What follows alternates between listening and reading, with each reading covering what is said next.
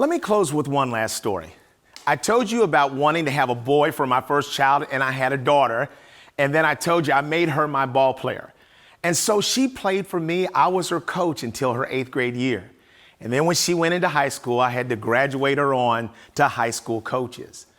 And then she sort of was always running into misfortune. She tore her ACL 3 times. So I'll never forget the conversation that we had when she was a junior in high school. She said, "Dad, I think I'm done. I've torn my ACL 3 times. I said, "Daughter, I agree with you." I said, "Look, you've been a real warrior." And so I was fully prepared for her to no longer play basketball. And then she went back to high school as a senior in high school, and she walked by the gym and she heard the basketball bouncing. And it lit something inside of her. And so she came home and she asked me, she said, "Dad, do you think I can try out for the team?" And I'm thinking, oh my goodness, like this is an elite high school basketball team. They're not going for that. I said, "Well, let me talk to the coach." And so I go in and I talk to the coach. I said, "Coach, you know, Jillian has asked if she could try out for the team. And I know that you all are elite, and she didn't practice all summer and do any of the AAU stuff." I said, "So I'll understand." And then he said to me, he said, "Eric," he said, "it's really not my decision. It's not your decision." He said, "Have Jillian come and try out." So she did that. She limped over to the high school. She tried out, and he put her on the team, even though she wasn't fully recovered or prepared to play basketball, almost like she was going to be the team mascot in many ways. And so one of the things that happens to you when you tear your ACL 3 times is that you're afraid to run. You're afraid to give your best, to go your hardest.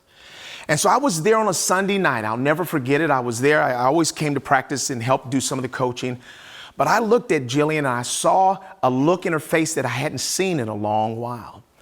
It was clear to me that she was ready to try again. She was ready to make some adaptations and to overcome her fear. And so he blew the whistle and she tore out and she ran her hardest and her fastest. And she sort of shedded the fear that had her shackled, and she won the race. And when I watched that as a proud dad, I had to leave the gym. And I realized that she was going to be able to get back up in life. Now, the coach had her sort of locked in a paradigm of she was sort of the mascot. But I'll never forget, he started her on senior night. And she went into the game and she was going down the court and she faked the girl this way, went up and under, spin it into the bucket. And I was like, yes, yes, yes. And then she set the bench for the rest of the season. But it didn't really matter.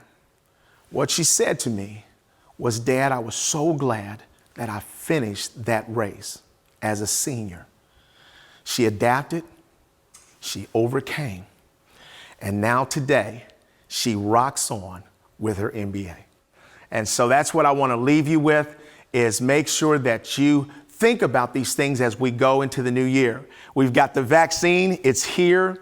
You've got some great business ideas about what you want to achieve next year to make this your greatest year of selling these wonderful products that you represent. And so I want to encourage you to continue to adapt. When you face obstacles, overcome them, and then together, let's rock on.